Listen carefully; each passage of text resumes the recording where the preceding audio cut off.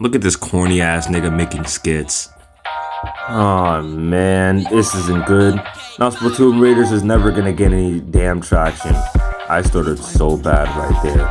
It's already bad enough that Nintendo wants to be out here dropping $30 expansions for a game that hasn't even gotten a gameplay trailer yet. What's even worse, our newest game is supposed to be coming out, and knowing that it's gonna be on Switch 2 only, who the hell's playing it? To be completely honest with you, dude, I think it's over, man. Yeah, $30 price tag for a game that hasn't even gotten a gameplay trailer yet? It's not looking too good for us, dude. We might just have to drop. Drop? What do you mean drop? We dropped the game entirely.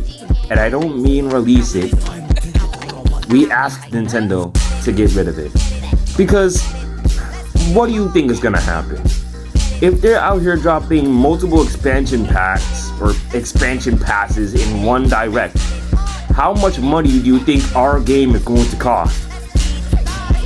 Crap, you're right. We're better off wishing for Splatoon 4 at this point. Well, now what do? We're essentially cooked because Nintendo just doesn't know how to take care of their own brand. Well, how about we just talk about how bad Nintendo is and maybe it'll get to them and they could possibly make a change for once. I don't think change with Nintendo is even humanly possible at this point. I don't think any change that can be done to Nintendo in its current state is even gonna do anything for it right now. But hell, at least it's worth a shot. Hopefully we can get that Splatoon 4 or Splatoon 3 spin-off concept thing that was really cool. Or whatever. Alright, so editor, we're good to go? Yeah, you're all good. Wait, how do you know I'm recording right now? Anyways. Alright. I did not need to do that. Hey everyone, Emerald here, and today we're gonna be talking about Nintendo. Ooh, $80 game! What? Anyways, so there have been a lot of recent problems with Nintendo, and I'm just gonna go over some old ones and some pretty recent drama that they've been getting into, and also that patent they've been doing. So let's get into that. Starting off with some old issues, I'm gonna be talking about the eShop first, for the Switch 1 and the Switch 2. The Switch 1's eShop obviously has its problems with the shovelware, the weird garbage, trashy games that nobody likes and nobody's ever going to buy. But what if I told you there's a games catalog? Not catalog, but a search that is so devastating to the Switch's eShop, you would have thought, damn, is it really that easy to get your game ported on the Nintendo Switch? And the real answer is, I don't know. So, as you know, there are Gooner games on the Switch.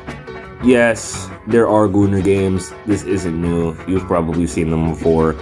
I mean, Maximilian Dude just randomly saw them in one of his streams when he was trying to find games to buy for the Switch 2. But what if I told you that for the Switch 1 and possibly even the Switch 2, I have checked to see how bad it is with these Gooner games. And when I searched capital E, capital, I messed it up. Just think of the funny H word that you usually think of when you think about an anime. I put that into the Nintendo Switch eShop search bar, and 273 results. 273 results of practically softcore. The fact that there's even over 100 of those type of games in the first place is insane. So take that and make it even worse by putting in the fact that all of them are AI. Pretty much every single H-word game on a Nintendo Switch is AI AI, AI. You thought it was bad with the brain rot games on the PlayStation 4? Oh boy. AI Gunner games is, I don't even think that's scratching the surface. On the Switch, there's shitty meme games, shitty Gunner games, shitty AI Gunner games. It just doesn't get old with the shovelware and Nintendo now, does it? But that's enough of that. Next up, we're gonna talk about these Switch 2 editions that have been coming out recently.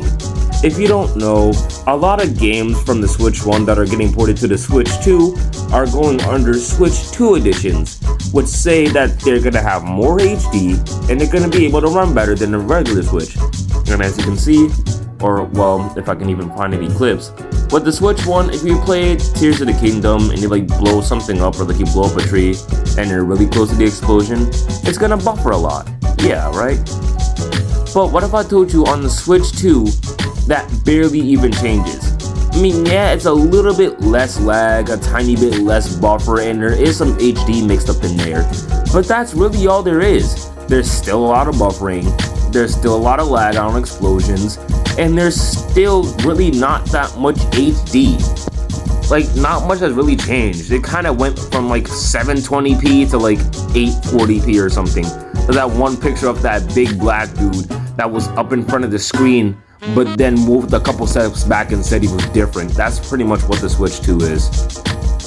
And if you know anything about the Switch 2, then you probably know that these Switch 2 editions are pretty much just the Switch 1 editions. They just put Switch 2 editions because they want people to feel cool when they get a game for the Switch 2.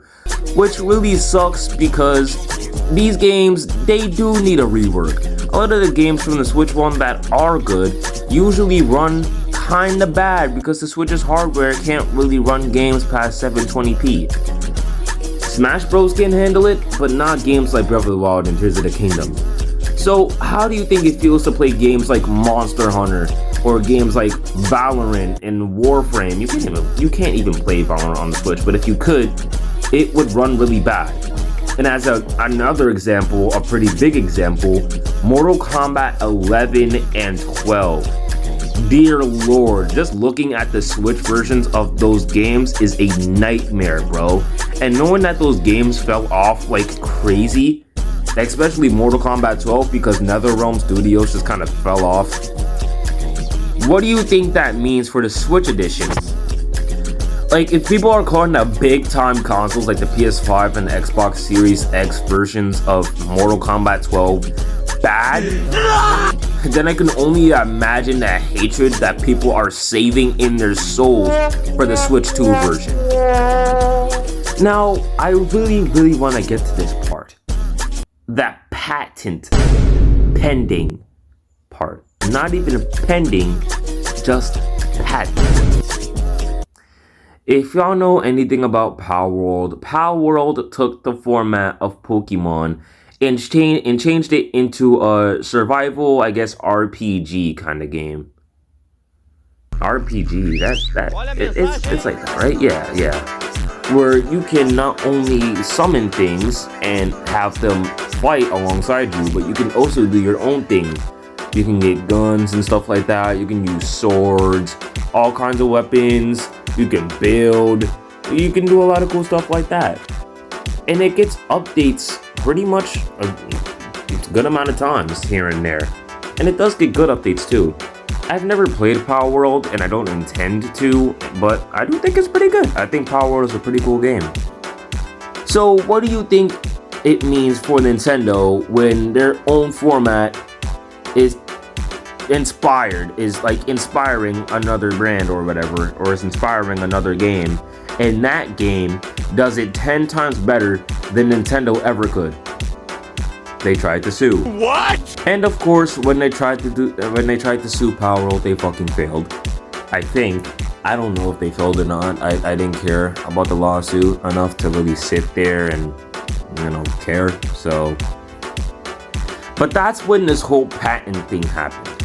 So pretty much, Nintendo is trying to copyright the form of summoning allies to help you in battle, which means they're so jealous of Power World success in other games that take off from the Pokemon format that they're trying to copyright or format that has existed even before Pokemon has become a thing. Which is crazy to me.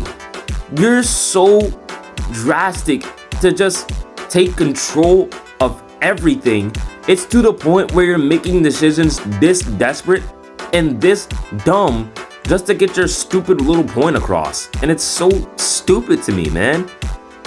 And another thing I want to talk about before I end things off on this pretty short video is the fact that Nintendo cares 10 times more about profits now than they ever could have. And the times that Iwata, rest in peace to the GOAT Iwata by the way, and Reggie being around at Nintendo, they made sure that everyone was happy. They didn't care about the profit they would get from their games. I mean, they did. But the most they were thinking about at the time when they were making games was the game itself. They actually cared about what they did with their games, and what they would question is if their games were good or not, if the fans will like it. They weren't questioning how much money they would make off the game. They weren't immediately questioning what the profits are going to be or what the profits are. They wanted to know how the game was doing. They wanted to see the development of the game. They loved everything about their games and their fans. They waited last for the money. But Nintendo now, they want the money first and then they're making games later. The second they get the cash, that's how they start working on the games. And that's why so many Nintendo games now are kind of bad, or their expansion passes or Switch 2 editions. Because Nintendo just cares about the money more than they care about the actual games themselves. Which is insane to me. Got me sounding like Silver out here.